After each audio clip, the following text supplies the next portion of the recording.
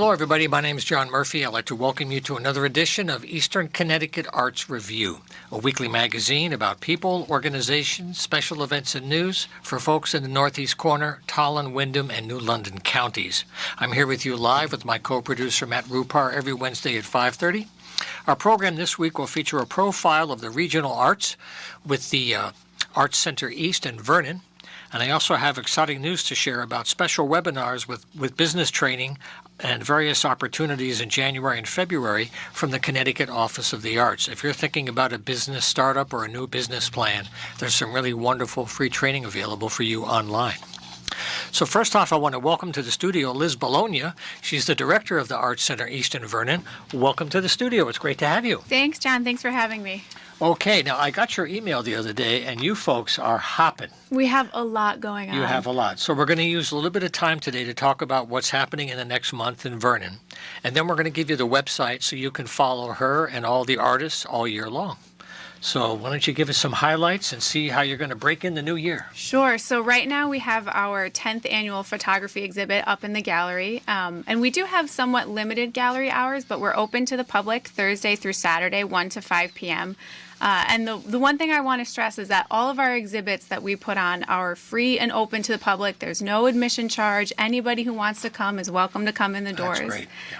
Yeah, it's a big deal when, we can offer all of this artwork for free. You don't have to pay to come and see it. If you want to buy it, that's another story. But that's a happy ending for somebody. Yeah. Absolutely. And then in February, we will have our fiber art exhibit.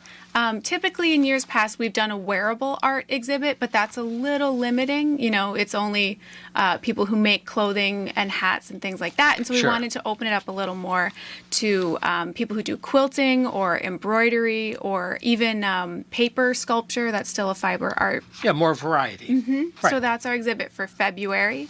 And then typically in, non-COVID years, we would have our fashion festivity fundraiser where we would have a live fashion show and do a sit-down tea. Of course, we've had to have a plan B and a plan C and go on from there. So this year, our fundraiser is going to be a jewelry boutique. And so February 11th, 12th, and 13th, people can come in and browse, and shop all kinds of jewelry just in time for Valentine's Day. And we wanted to still make it special. So with that, we do have a door prize drawing, and we have prizes from Great Harvest Bread Company, Big Y, the Wooden Tap. There are a few other places as well. And then the first 30 visitors get a little tea gift bag, which will have tea that's been donated from the Bigelow Tea Company. Thank you, Bigelow Tea. Very nice. And we also have partnered with Divine Treasures in Manchester, the vegan chocolate company. So your goodie bag will have chocolates in it as well. Again, just in time for Valentine's. You're pandering. Oh, my God. It's bad. We're excited for that one. Sure. And then beyond that, we have March will be our annual members exhibit, and that's when all of our current artist members put up their artwork for display and for purchase as well.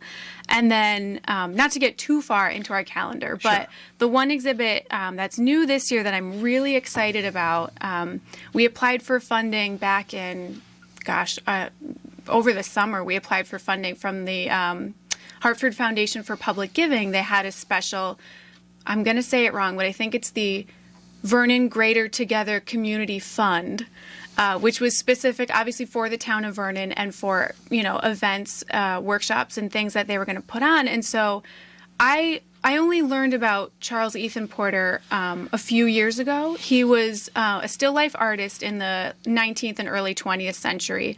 Mark Twain was actually one of his patrons and sent him to France and said, do more.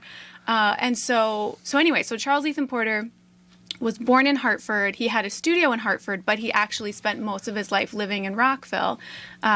His grave is there. You can also visit him in the Grove Hill Cemetery. So he was this very well-known artist of his time, and he was, one of the first Black artists to be this prominently displayed and to have all these opportunities to study. And he had his own students, and so. Long story short, during the month of April, we have our Still Life and Legacy of Charles Ethan Porter exhibit.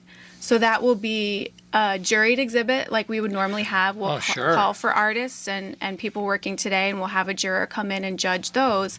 But with that, we will also have a section of our gallery dedicated to artwork of Charles Ethan Porter's, and then information about his life. And when I say we will have his artwork, okay, his really famous pieces are like at the Met, at the Wadsworth, New Britain Museum of Art. Made a few calls, eh? The Florence Griswold Museum recently acquired one. We're not going to have those ones.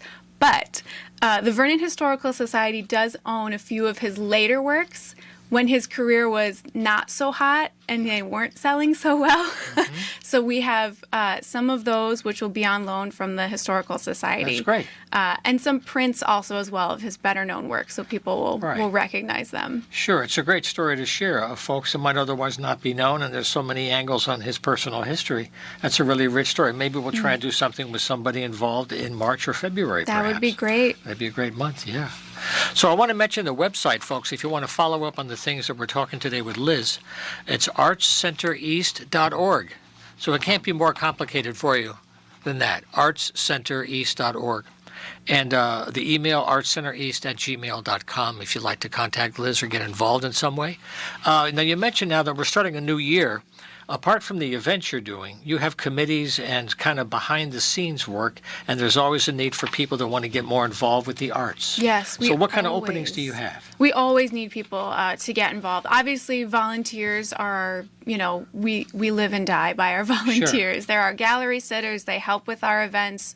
They coordinate all kinds of things from our tag sale that we do to, the boutiques that we have, the craft fairs that we do.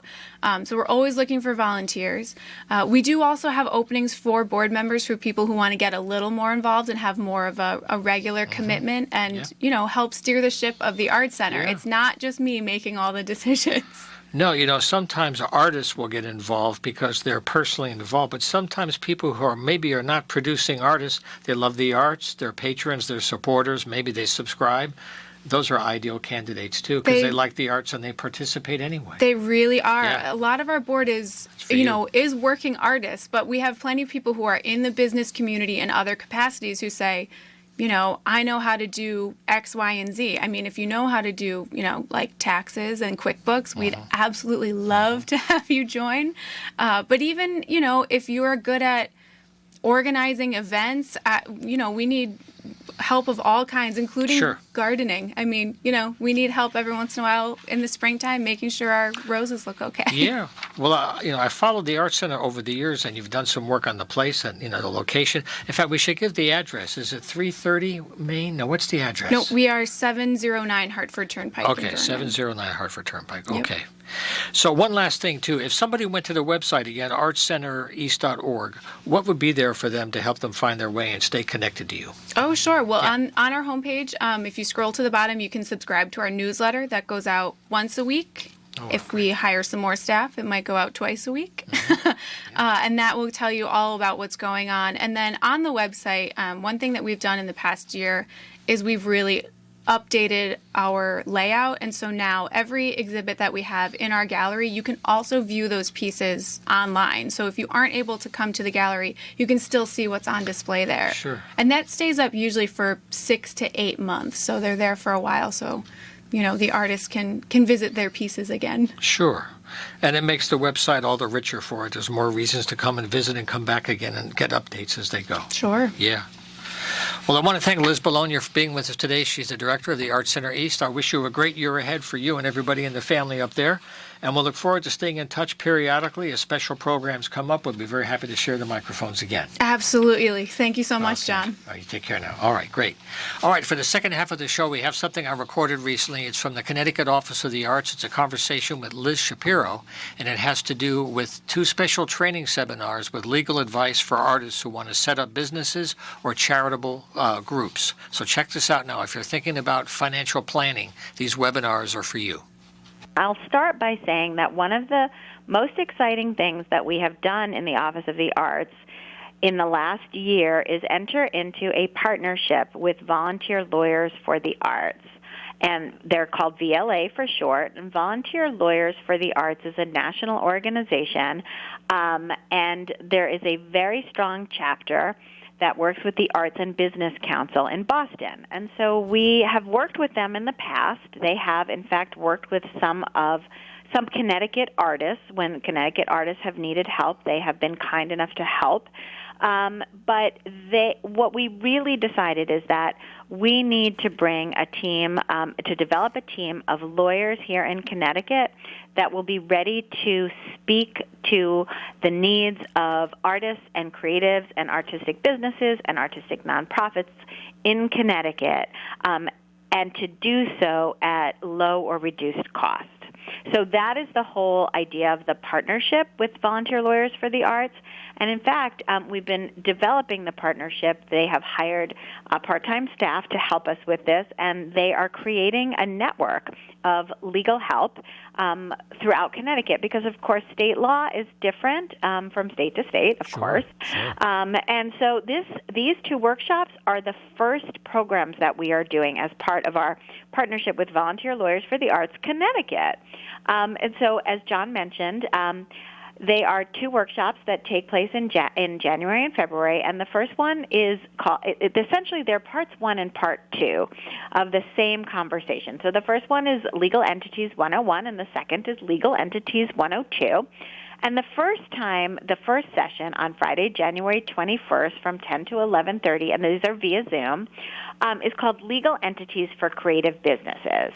And really what the goal of this workshop is to review traditional business structures, right? So we know about LLCs, sole proprietorships, S corps, C corps, all of these other things. But we also think of like for-profits or not-for-profits. And there's some mystery involved. Like if you have a for-profit, it has to be one of these business entity types. But if you have a nonprofit, does it still have to be that type? Well, this workshop is here to get to the bottom of that particular question. And I know that so many people, this is the one thing, if I can say one thing today that matters, tax status, nonprofit or for-profit, is tax status. It is not a business model. It is not a business plan. And so we really want to make sure that people, artists especially, who are starting new businesses or creative entrepreneurs, really have the tools that they need to make strong decisions about what their business model and tax structure should look like moving forward. So then to follow up on that, once we talk about all the different kinds of business models that there are, in the Legal Entities 102, we're going to be talking specifically about charitable nonprofits. So really we're going to be exploring what's the difference between a nonprofit corporation and a for-profit corporation. Do they mean the same thing? What does the tax status mean? What does exempt from taxes actually mean?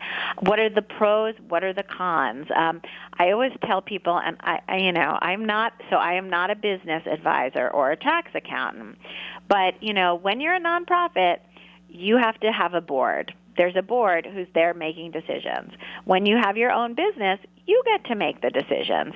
But in both cases, you're there to make money. In a nonprofit, that money gets pushed back into your business so you can do better business, achieve your mission. But for-profit businesses have missions too, right? It's just that often the profits get disseminated a little bit differently. They don't all need to go back to the business. So that is my very low-level take on things that I think you'll get out of these two workshops. I hope that answers a lot of the questions. Well, it's a foundation for people to begin to kind of define their path more carefully. And the timing for this is so good because just before COVID hit, there were so many arts organizations and individuals that were just on the verge of facing up to getting a business plan together and kind of a model. And COVID broke everything in so many ways. And you're coming along with this training just when people are coming up for air and trying to figure out, well, we have to get beyond this. How can I go back to my dream that might be on hold right now? How can I move forward? This is a great way to think it through. We're hoping that, and as a matter of fact, sometimes I always talk about COVID abundance and COVID deficit, and sometimes COVID gave people the time to actually think a little bit more strategically about really how they wanted to move their life direction. And I am seeing that not only from my colleagues, but I'm seeing that from my creative colleagues, from artists, from organizations that we fund. And this is such a good time to really take stock, to learn a little bit, and to begin to, get that guidance that you might need to make your plan moving forward. And of course, one of the things that we hope to do is to ask you the question for those of you who are participating in these Zooms. And I will let you know, the Zooms are free. They are limited to 100 people for each workshop. There will be a registration link available, and I believe it was just updated on our website today, so that registration link is live. But we will be recording these. So once they are done, we will be able to share them, and they will have a life on our website, and they can also have a life on the websites of our regional service organization partners. Any organization that wants to share them, of course, can share them. So we're aiming to get as much information out to as many people as possible, but at the same time, we really want to hear input from people who are interested to learn a little bit more about what legal issues they are interested in learning more about. We know what copyright, for instance, is something that we get a lot of questions about. We know that people struggle with those issues.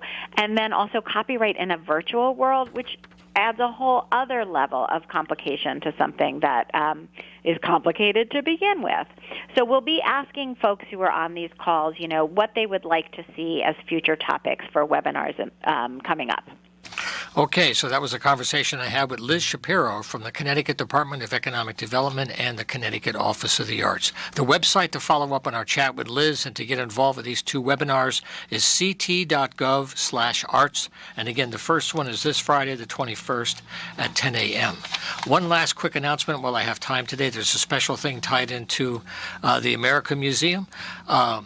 So Wyndham Arts and the American Museum have planned a cabaret-style performance of music of the First World War by music historian Rick Spencer and musician Dawn Indermule.